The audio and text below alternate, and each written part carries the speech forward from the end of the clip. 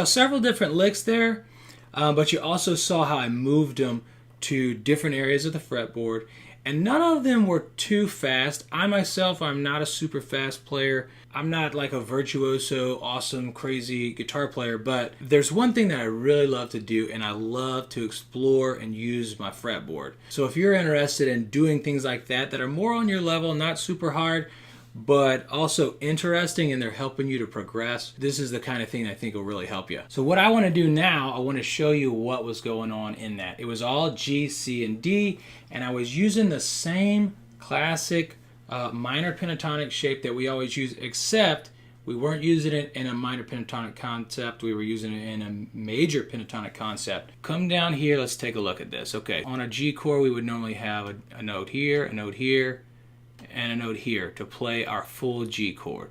and sometimes we'll have one here and not play this one.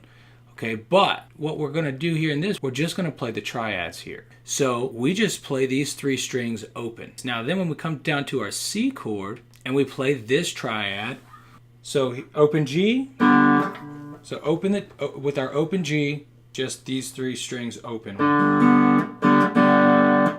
Then when we get to our C, we come up here to our 5th fret, the same 3 strings, 2, 3, and 4. We play those.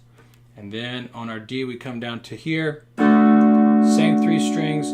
So we're just using that same shape to move chords. So instead of playing our open chords like we always do, we're playing. We start out like that. Once we get used to that, then we come back and we look at our pentatonic shape that is around this triad. So here's our G pentatonic shape. Now if we take this shape, we move it up.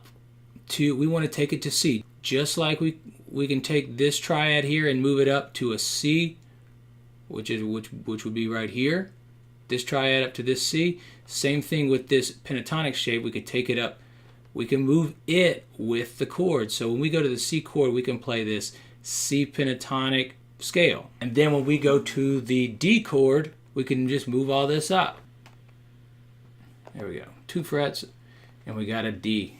Now we have our D pentatonic. So same thing. Now we just take the same guitar lick that we were doing for G, and then we move it to the C, and then we move it to the D.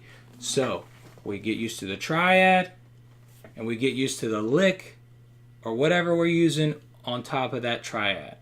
And then when we change chords or a song, we just take that same idea and we move it to that chord. So if we were going to an A, if we were going from a G to an A, we would just take all this and move it up 2 frets, okay? If we're going from a D to an E, we'd take all this and move it up 2 frets. You have D, D sharp, E. That is the beauty of learning triads, is you can take the same lick or the same semi type of lick.